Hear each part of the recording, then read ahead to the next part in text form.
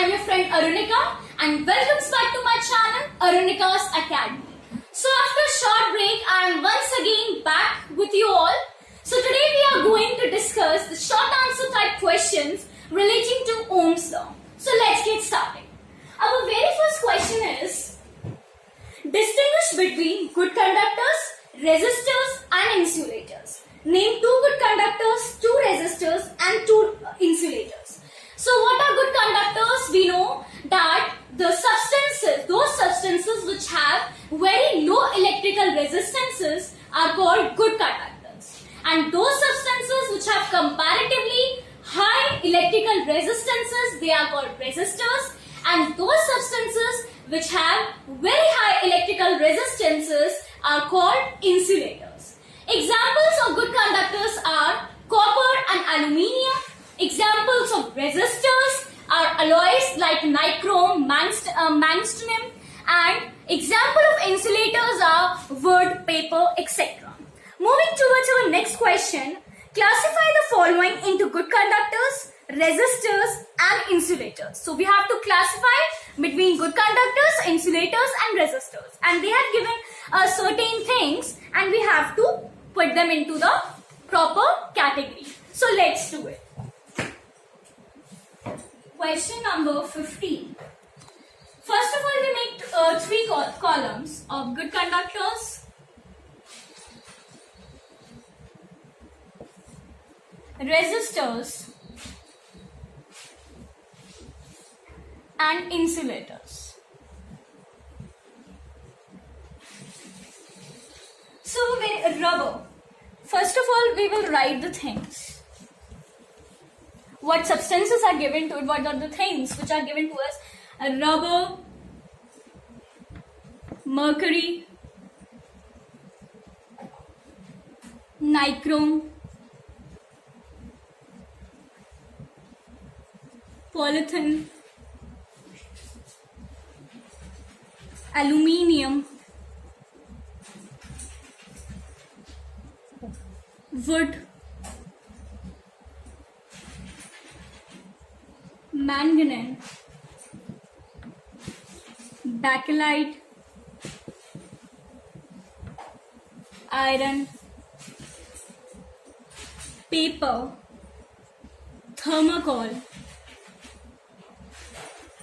and metal iron, metal coin. So now we will categorize it into good conductors, resistors and insulators. So first one is rubber. Rubber is an insulator, so we will put it into this column. Mercury. Mercury is good conductor. Nichrome, it is an alloy, so it came into resistors. Polythene, insulator. Aluminium, good conductor. Wood, insulator. Manganese, resistors. Bakelite. Bakelite will be insulator.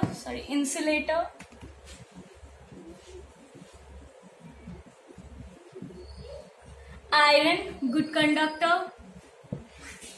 Paper, insulator. Thermocol, insulator. Metal coin, good conductor. So that's it. So we have categorized it into good conductors, resistors and insulators. Now moving towards our next question. What is Ohm's law? Explain how it is used to define the unit of resistance. So we know Ohm's law gives us a relationship between potential difference and the current. And what is the unit of the ohms? We know that the unit of resistance is ohm, right? So how can we define it? We can define it as that 1 ohm is a unit. 1 ohm is that substance in which 1 volt of potential difference is applied across its end of 1 ampere, in which 1 ampere of current is flowing. Question number 16 has 2 parts, A and B. For A part is what is meant by the resistance of a conductor. Write the relationship between resistance, potential difference and current. So what is meant by the resistance of a conductor? So resistance of a conductor is that property due to which it opposes the flow of current, electric current. And how can we, what is the relation between the resistance, potential difference and current? So here's it, the relation.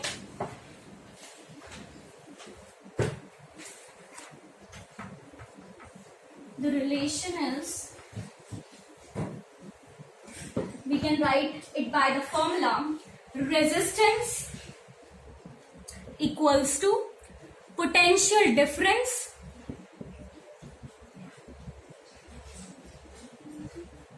upon current. Resistance, we use the symbol R, potential difference V, current I. So this is the formula by which we can tell the relationship between potential difference, resistance and current. So here B part asks us that when a 12 volt battery is connected across an unknown resistor, there is a current of 2.5 macroampere in the circuit. Calculate the value of the resistance of the resistor. So here we will do the B part.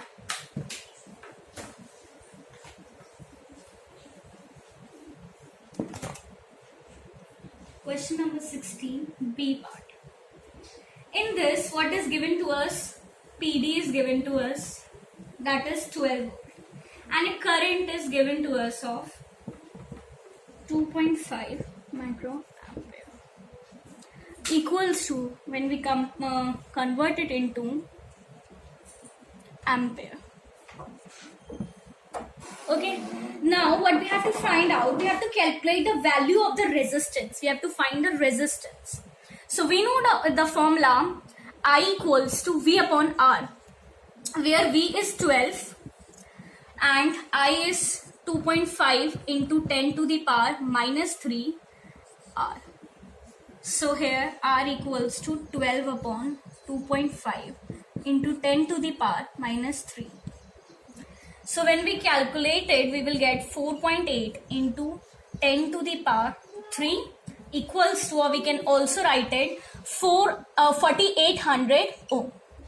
So this is the solution. So here our next question is 17. Define the unit of resistance or define the unit ohm.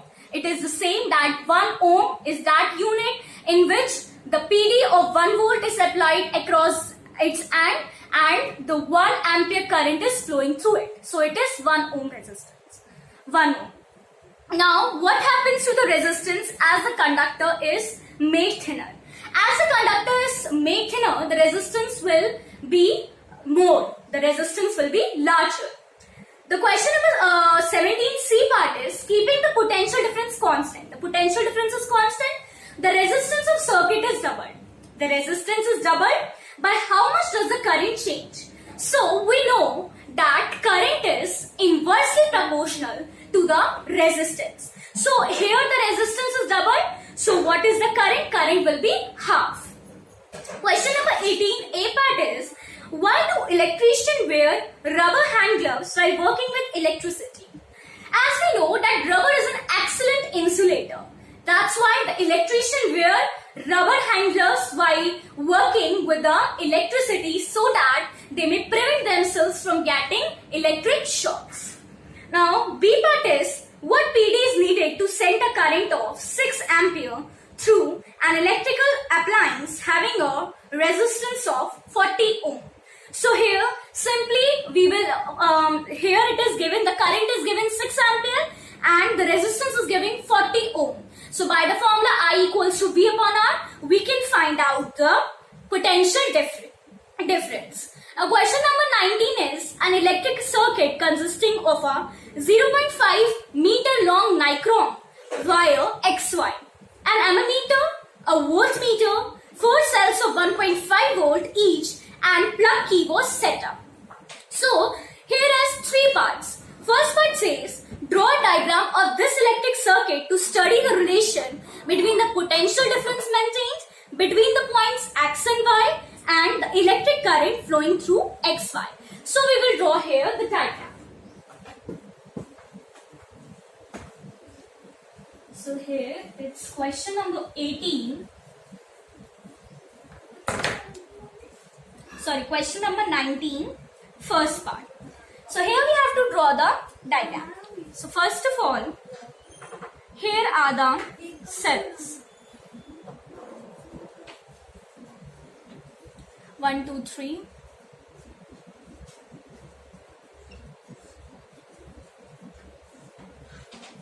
Resistance wire is there.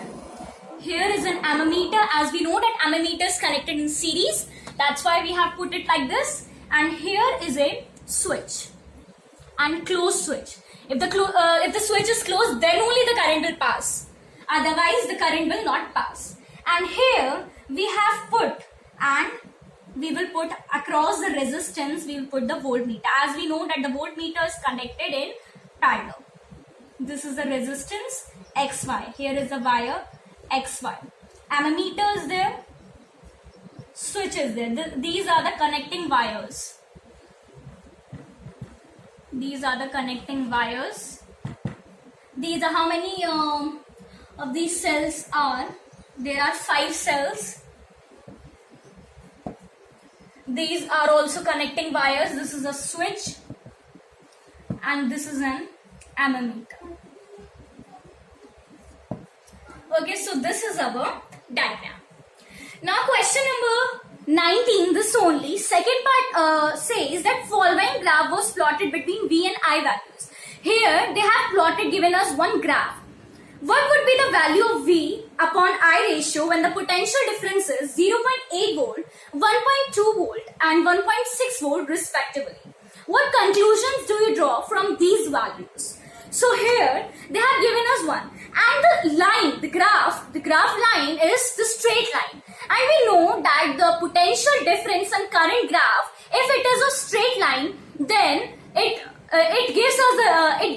concludes, from this we conclude that it obeys the Ohm's law and current is directly proportional to potential difference. So that's it. So the conclusion that we draw from these values are that this obeys the Ohm's law and current is directly proportional to the potential difference. Now its last part is, what is the resistance of the wire? Now they have given us several values. If in any one value we will simplify, we will get the answer. So here if we do not need to calculate all the values. If we calculate one value only, as we know that the values will remain constant. So if we calculate the one value only, then one value also, then our work will be fine. So here the resistance, here we have taken 1.5 volt and I is 0.6 ampere. So here I equals to V upon R. We have to find the resistance. So here I is 0.6, V is 1.5 and R we have to find. So R equals to 1.5 upon 0.6. If we simplify it, we will get 2.5 ohm. So our resistance is 2.5 ohm. So this is our answer. So guys, that's all for today's video. In my next video, we will discuss the long question answers, MCQs and HOTS. So thank you.